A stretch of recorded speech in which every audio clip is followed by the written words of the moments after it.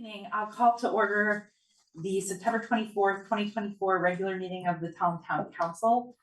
We'll start with the Pledge of Allegiance and a moment of silence. So if you're able to, please stand.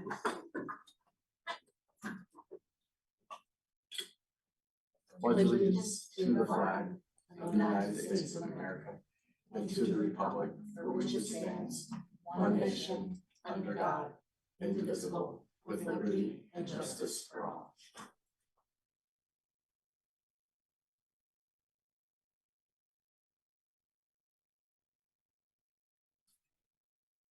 Thank you.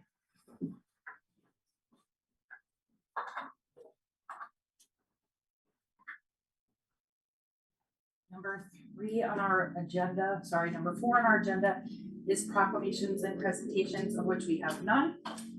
And number 5 is public petitions, communications, and public participation. This is on any subject within the jurisdiction of the Town Council with a 2-minute limit. If you're in the room and you'd like to speak, we'd ask you to come up to the table if you're able to. Tell us your name and your address. If you're online, you can raise your Zoom hand or press *9. So we'll start in the room. You guys want to talk? No? Anyone online? All right, seeing no public participation this evening, we will move on to item 6, which is our public hearing. Tonight we have a public hearing, which is the consideration of a proposed ordinance establishing authority to declare that a firefighter, police officer, or emergency medical service personnel died in the line of duty as defined in Connecticut General Statute, Section 7-313E. Acting Town Manager. And I am turning this over to Brian Wilkinson, who's been working on this. Okay. Thank you both. Yeah. I've seen Brian do that before. Yeah.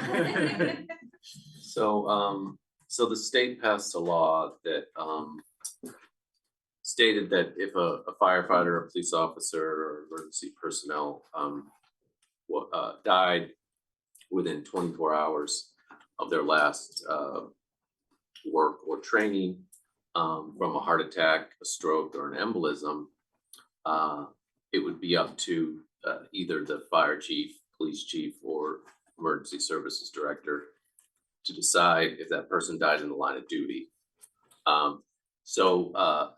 Municipalities had an opportunity up until October 1st to decide if they wanted to change that mechanism on who decides if it's a line of duty death.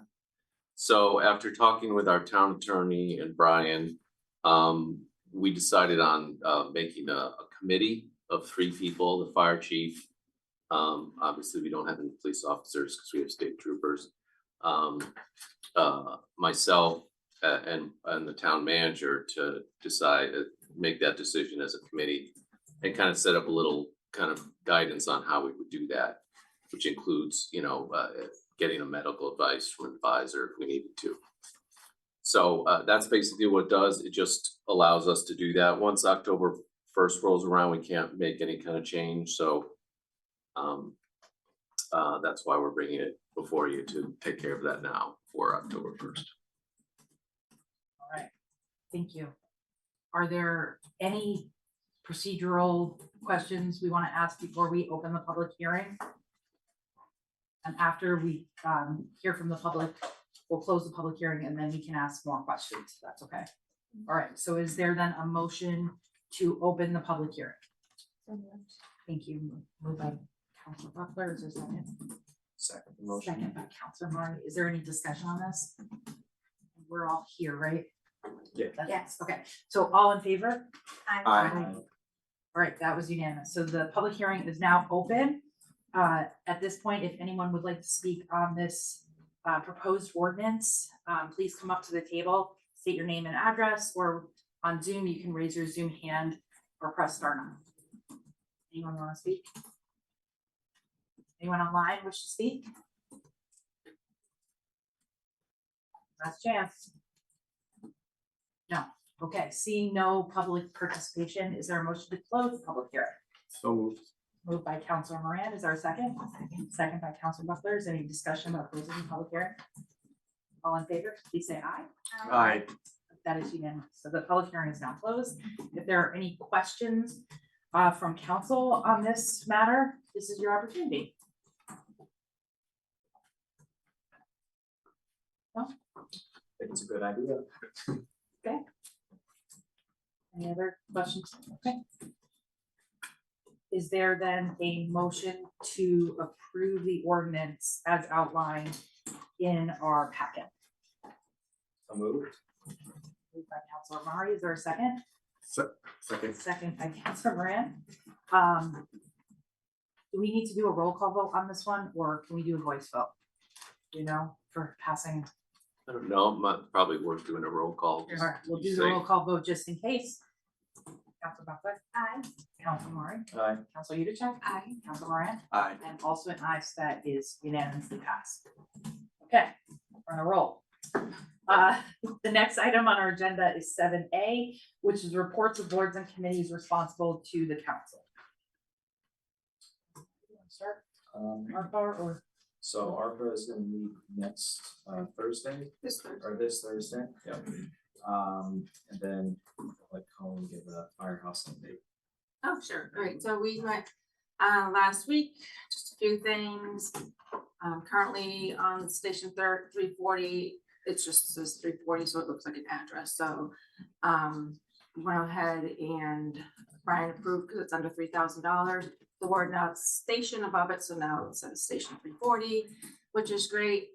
We as a committee voted on an easy water system, it's called. It gets electrically charged into the water, so it creates something to do with the minerals, so it keeps the water fresh, and I think the minerals float on top. And originally it was 2661. Megan actually went back and they lowered it to 2249, so she actually saved a few dollars over the last few days, which is great. And that also comes with a 10-year warranty on it. Still discussing and finalizing those door locks. She's waiting for another quote. She's thinking that we'll need a special meeting because it does take about 8 weeks because they are custom made to the fire station. And then I think today I saw they're dropping off, we're gonna be installing those window panes that Jake and I keep talking about from those bay doors. That will be a great look once that's done. And the ribbon cutting is still on for October 26th. Everything's gonna be right to the right to that final week between the cabinets, windows, the finalizing of all the other things. So we'll keep an eye on that. But other than that, I think that's really it. I covered everything. Yeah. Yeah, good. Perfect. Thank you. Any questions on those two? Road Salt Task Force met last night. The town is working on next steps with DPH, the Department of Public Health, and Eastern Highlands Health District on the best approach for the Vineyards neighborhood. We are requesting that EHHD hold informational forums this winter on water softener systems, as our testing indicates there's a negative feedback loop with the water softener discharge going back into the water supply. Testing has shown that several properties which turned off the water softener not only improved that property's water, but neighboring wells. With the lack of state regulation on this issue, we are working with our engineering consultant to ensure that the next steps taken meet the approval of the Department of Public Health and the Department of Energy and Environmental Protection, DEEP. That's the Road Salt Task Force update. Next is the report of town council liaisons. You want to start? Sure.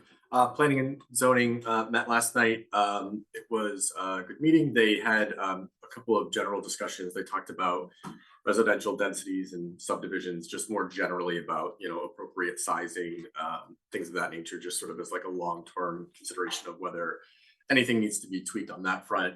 They also talked about home occupation regulations. Again, it was just sort of a discussion, sort of like long-term with those things in mind. They also set a public hearing for a special permit modification. Someone wants to build a carport on Hartford Turnpike. So that's the public hearing for that is October 21st. Thank you. Did land acquisition meet? No. Okay. Thank you. Thanks. Council Yudichak? Sure, so, excuse me, Commission with People with Disabilities met last week, but Susan's here for the presentation, so we hand it over to her later on, when she's up next on the agenda, but this Sunday, we're gonna set up I'm gonna help with the commission to set up the scarecrow, which can I tell them what this thing is, or you wanna hold it to itself? Alright, so the commission decided to go with an ADA Avenger, which is pretty cool, so Susan's been working really hard gathering everything, and I can't wait to see how it comes out. That's great. Yeah, it's pretty cool. And that's all I really have, because she's here, so. No boards that I'm in commission to have met since our last meeting. Permanent Celebration Committee met for the first time since new turnover. We had a long first meeting. They made Trisha Byam their chair. Biggest discussion was the upcoming Scarecrow and Harvest Festival, so Scarecrow Contest and the Harvest Festival. And exactly how that's gonna work and what time people need to be there, and they did really well for starting off as a new group. The chair had to be remote, so that kind of added to a little bit of difficulty, but they made it through. They obviously have the new photo op up and available on the green now, which looks great. The Scarecrow contest setup begins this Sunday after the last oh my gosh, farmer's market, that's what I'm trying to say. And that'll begin at 2:00, and that'll go until October 5th. And I believe at the end of October, there'll be a breakdown weekend. But it sounds like everything is up and running and ready to go. They're doing an excellent job. Thank you. And Historic District Commission meeting last week was canceled as they didn't have any business before them. They are working on developing a online fillable form to use for COA requests, so but there was just email exchange on working on that form.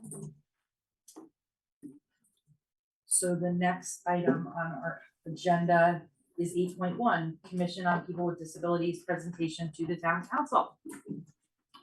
Susan Rusick's here to talk to us.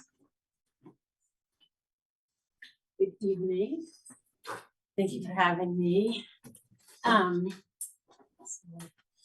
this is our survey results presentation. Go to the next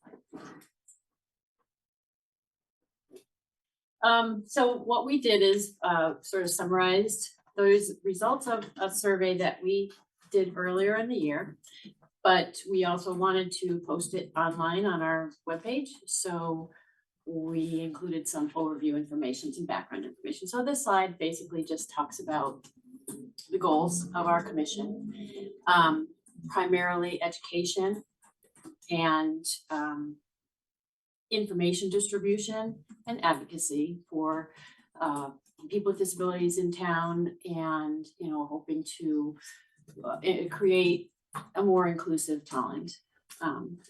And we've got some bullet points there. We support legislative initiatives during the legislative session. We invite speakers to come and speak. Pre-COVID, we were doing a lot more of that, and now everything's gone online, so it actually makes it easier for us to kind of use or leverage other presentations that are already out there or are being given to other groups and audiences, but we can use them for our own community as well. So additional state, federal, and grant funding resources. We work with Bev on those, and ongoing analysis of community issues, gaps in services, things that we can actually have an impact on, which is, that there's a big difference between what we can have an impact on and what we can't. A lot of things are state level, federal level even, because this is a federal law, ADA. But, the town has been so incredibly responsive to things that we've identified on a local level, and obviously the sidewalk is a big one, and lots of other areas in town that, you know, we've seen an immediate impact, an immediate change, improvements when we bring things to the town's attention that, you know, could possibly be changed or fixed or improved, so. I head to the next one. Thank you. So our survey was sent out in April. Let's see, it was sent via town e-blast. I also want to mention that we did a survey back in early 2021 that was sent out via a state portal, a state agency. And we actually got a lower response through that effort than we did with our own local e-blast, town e-blast. So I want to thank Bev and the Human Services for making that happen for us. We kept it very simple, 5 questions with one kind of open-ended question at the end, and one just asking if you're a Talent resident or not. It's not meant to be a statistically, you know, accurate data collection project. It was simply meant to be a way to engage the community and get input, feedback from our folks. So let's see, I'm gonna talk a little bit more about that. Yeah, the improved accessibility was a dominant theme, but we did see you know, people identified the major areas of kind of concern. This question was a little bit, we didn't really get the answer that we were hoping for. We're asking what topics people wanted to see presentations on. What we got, I think, were what the areas of concern are, right? So home modifications, financing, group homes, rare disease, hiring, housing, transportation, social activities. Those are, you know, those are big categories. And actually I'm talking about question 1. So this is the slide where people have indicated, you know, what the kind of the biggest areas of concern that we have in town: housing, employment, transportation, recreation, and education. And the other dominant theme is ramp, sidewalks, accessibility, and sidewalks on the green. So I think I went through all of the questions. Well, I think there are only 4 or 3 that actually asked for input on areas that we can help people with. And out of the 4 slides, 18 responses were centered around accessibility. So it's a dominant thing. Even though we've got the housing, employment, transportation, those are big ones. Those are categories that, as a commission, it's very hard to make a lot of change or difference. But, you know, we have had conversations with Representative Nuccio and, you know, a local services agency, Horizons, a developer down in the southern part of the state who is actually successfully developing a model where there is, you know, the low income element and the all-in-one kind of offering for people with disabilities. So we've had some conversations. It's a big topic. And next slide, please. So question 2, this one asks about the services that we provide in the community. Again, I don't have to read them. It's all online. I hope you guys all got a copy. But again, the sidewalks come up quite often.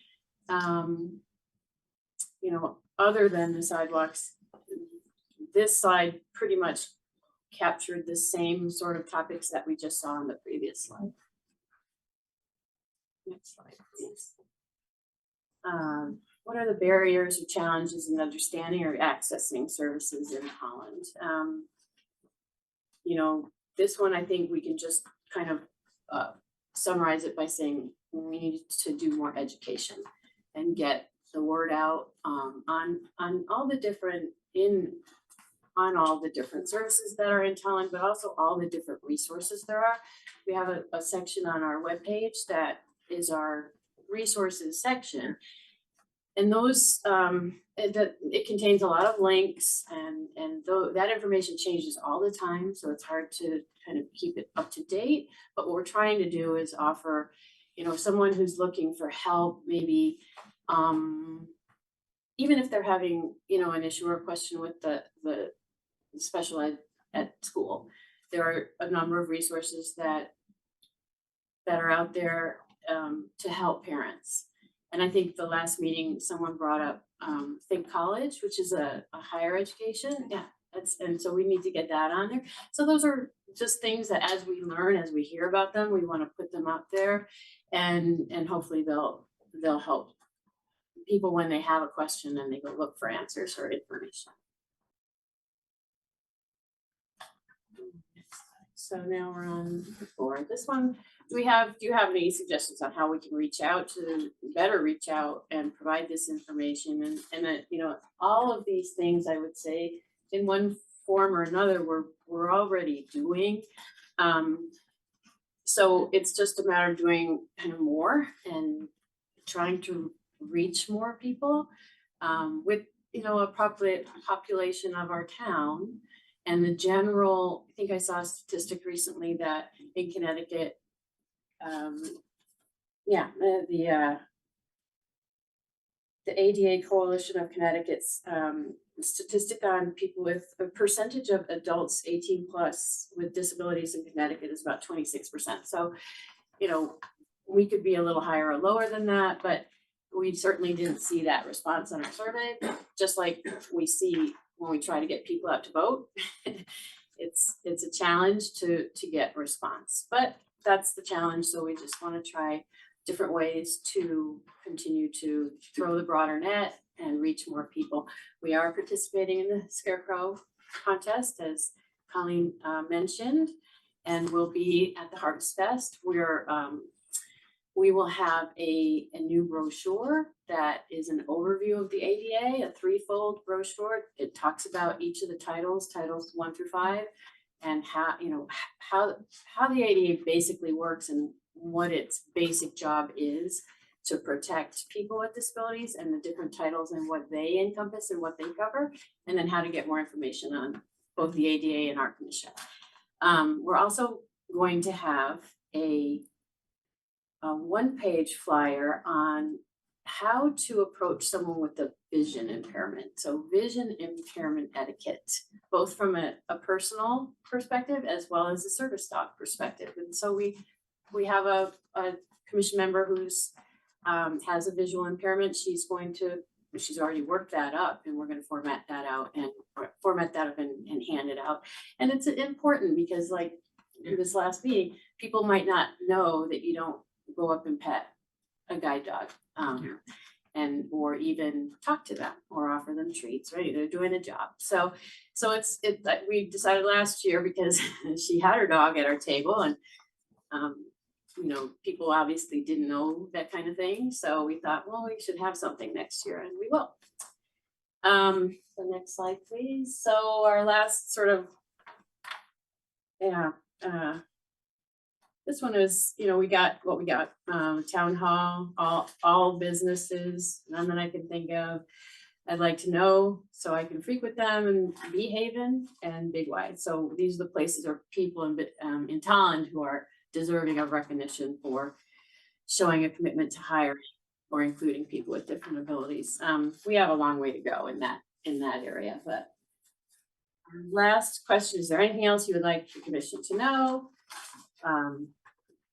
Sidewalk, accessible events. An interesting point that, for the town council to think about was someone mentioned that the commission should be choosing who is on the commission, not the town council. One person wants to preserve the green. So it just another, that's the open-ended question. That's what we have there. So that's the overview. Does anybody have any questions for me or?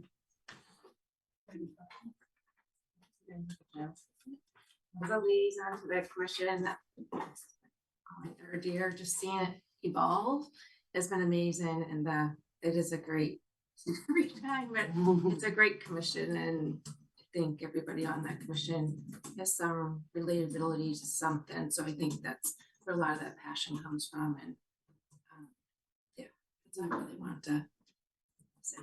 That's great as the town person that reports to. I just want to thank you and the commission for all the work that you all do. Is there anything that we can do as a council to help? You know, is there more that we can do or dialogue that we can have or anything like that? And if there's not, know that we're here. I think we appreciate that as a commission, and I personally have tapped at probably all of you at some point or another, and you know, I know that you're very responsive, and I can't think of anything other than what we already know we're dealing with. So yeah, I think it's I think I want to stress and make sure I say this, that on behalf of the whole entire commission, that we support and we appreciate your support. And you know, we always sort of look at what we're trying to achieve as sort of a long game, you know, have to have patience, keep an eye on the target. But no other questions. Thank you. I won't take everything right time. Thank you so much for coming. No, thank you for having me. Steve signed it too then. All right, that's right. Thank you, Sue. Thank you. And I want to say, at almost every meeting, I learn something new from one of the members that have had experiences, and especially with kids in school that I'm not as familiar with. So it's a very learning experience for us as well, and a good collaboration with our department. I appreciate that part. The next item on our agenda is 8.2. This is consideration of a resolution to declare EP 240 and 1993 years as the surplus property within the town, and waive the offering for sale of this vehicle and donate it to the Tallinn Fire Department Incorporated. And I was going to rely on John to give us an update on this as well. I'll Sure. start. Oh, and I'll you pass it will. on. I'm sorry. Yeah, John's here. So John came to Brian and brought this up. This vehicle needs heavy repairs. So John thought of the idea of donating it to the corporation to use in their parades and events and things like that, so that they could use that. So that's what this is about. Again, it needs about $30,000 in repair, and it's at the point where being 31 years old, John doesn't think it's worth putting that money into it. So this would just be shifting it to a kind of ceremonial use with the corporation. Anything else you want to add, or is that good? Sounds good. I mean, unless you want the past history of the truck, or it's a obviously 93 truck that was up last year for the replacement of the squad wise, which we just did in August, but that truck was already refurbed. It's met its life. We tried to push it through the last pump testing in May and June. We put some money into it, but to put another $30,000 into it, you're not going to see that in the resale. I mean, you can see what we sold at 1998 or so. The community truck that the corporation owns now that does the Christmas store or the other special events around town was purchased probably 10 years ago from the corporation, and that's what they decked out with the lights and the rest of the stuff and everything else wise.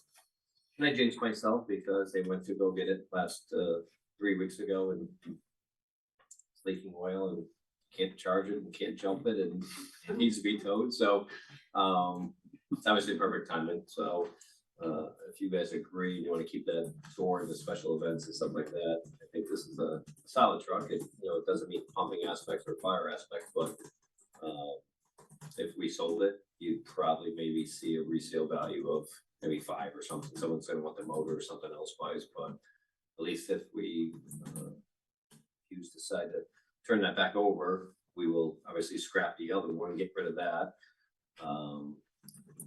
But it's a timeline to try to get ready for the tour stuff and the rest of it. So your choice, your call, but we'd like to keep that other community event going on throughout the town, which hitting harder and harder every single year, but, it was a plan. So we are in a timeline to replace that truck. We just, now with the timelines of the new apparatus being delivered of 875 days, we'll be down one fire truck for a good 2 years or whatever. But the rest of the fleet is solid right now with the new squad that you guys purchased a year, 2 years ago. The tanker just got back from a refurb. And we'll hold off on the other tanker until after the holiday winter season, because that's the prime truck for the, winter season with the tanker. So we'll send that out and we'll do the same thing we do with the other tanker. But I'm comfortable with what we have going on right now. We're stating guidelines for the town managers, apparatus in the fleet and stuff like that. That makes sense. Questions, feedback on this? Just a quick question, do we have a cheap, easy place to store this thing that? So I was storing off-site at a local business wise, because we lost a couple days with Station 340. So we'll be able to store that hopefully back inside wise and keep it under the cover as we make the other modifications. That other one was just taking up a base space as well. So as we go back and tackle Station 340 or Station 440 and then 140, it's gonna be a couple of years, but we should catch up. If not, obviously the person that's doing me a favor, they could probably make a good luncheon meeting with them to hopefully store that back over for the, the holiday and the winter season. Okay. So, the replacement of that engine is something that's already been sort of built into the long-term plan. Has it been ordered and? That's the one you guys just approved it. Right, I okay. believe it was August. And it's like an that's the next- 800. That's next squad concept that will have, Right. you'll have squads on both sides of town lines. I just want to statement. Just makes sense. I don't think anybody wants to lose the tours in downtown, so. This would be a no-brainer vote, so thank you for keeping it going and, yeah. so-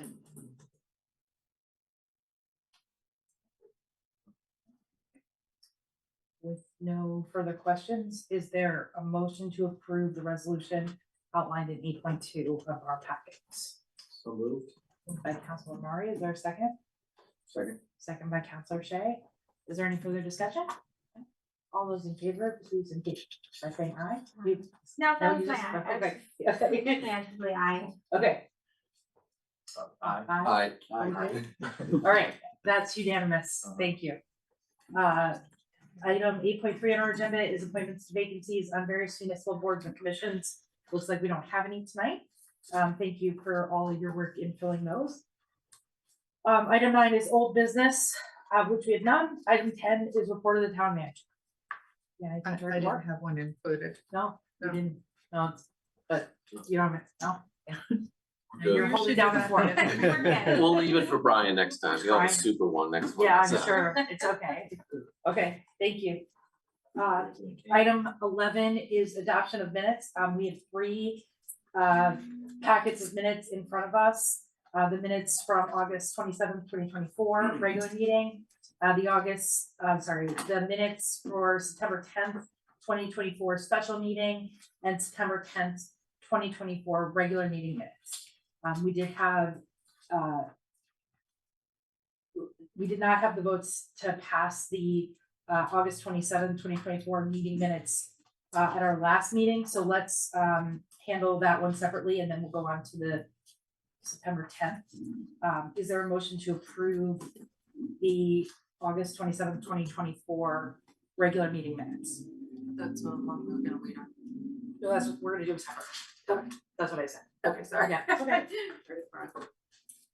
So moved. Moved by Counselor Moran, is there a second? I'll second. Second by Counselor Buckler, is there any discussion on these minutes? Those the ones we were talking about last time, that's been the grant through. That's correct. I didn't get that step 2, so I'm not. I'm gonna abstain for that. Oh, no.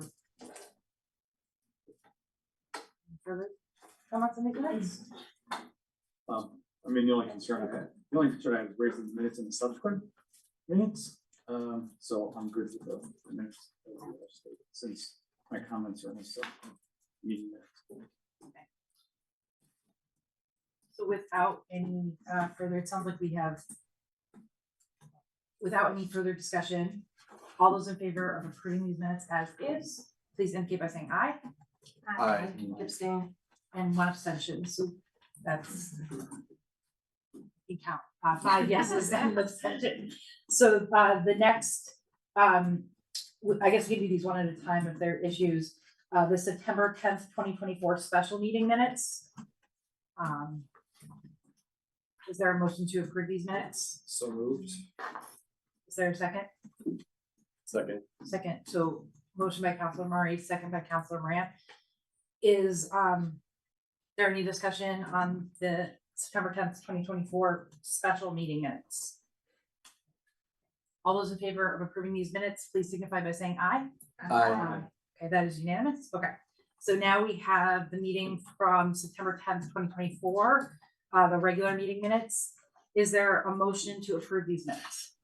So moved. Moved by Counselor Murray. Is there a second? Second. Second by Counselor Shay. And is there any discussion on these minutes? Did you have something you want to say? Okay.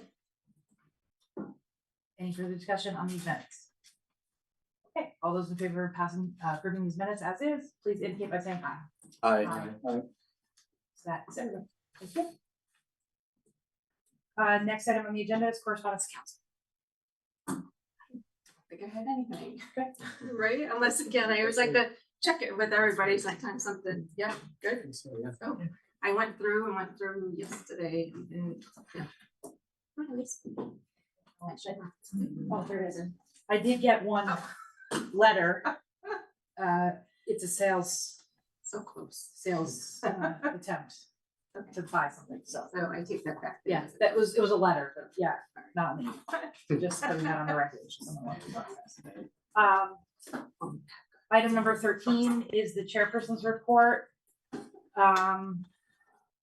Let's see, I have an upcoming chair hour, I think between now and our next meeting, which will be, oh, yeah, it's October 10th. I think I moved that due to the holiday on October 3rd, so it's after our next meeting.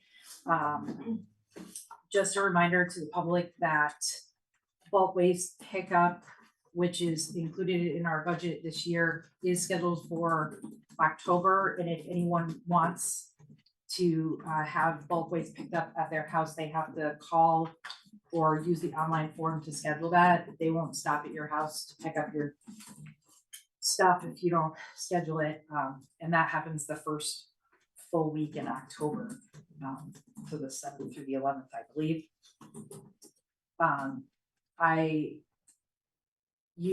I've been using this time to talk about the impact of our town budget, and I think bulk waste pickup is a good example of one of the things that is very popular in our town.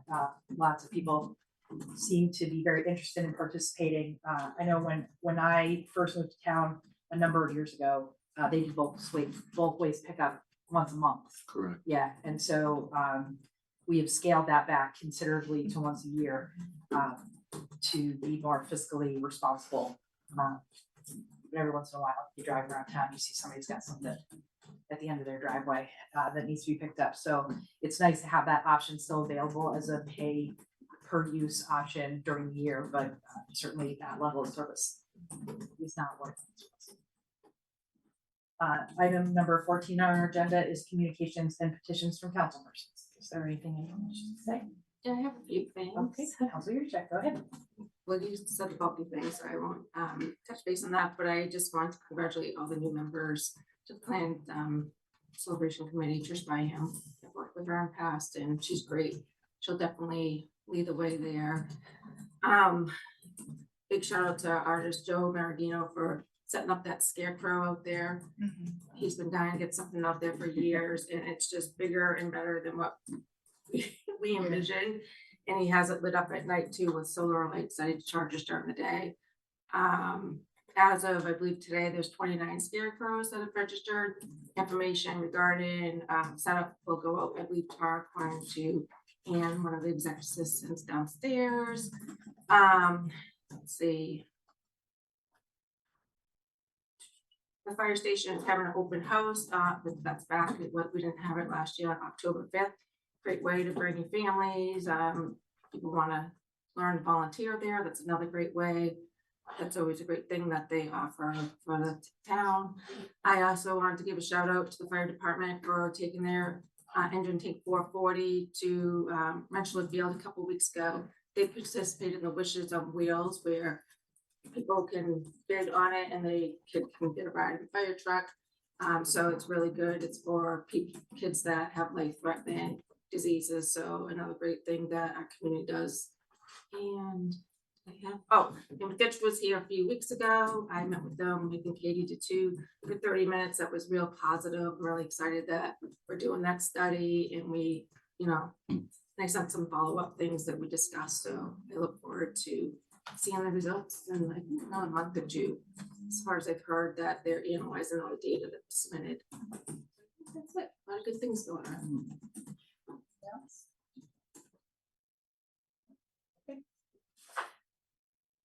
We are on to item 15, which is public listed participation. This is on any subject within the jurisdiction of the town council with a 3-minute limit. If you're in the room, we ask you to come up to the table. Please give us your name and address. If you're online, you can raise your Zoom hand or press *9. So anybody say anything? Anybody online? Last chance. Okay, seeing no public participation, we are up to item 16 on our agenda, which is adjournment. Is there a motion to adjourn? So moved. Moved by Council Mari. Is there a second? Second. Oh, Sorry, Joe. second by Council Mari. Is there any objection to adjournment? Any objection? Any objection? Without objection, then we are adjourned. Thank you, everyone.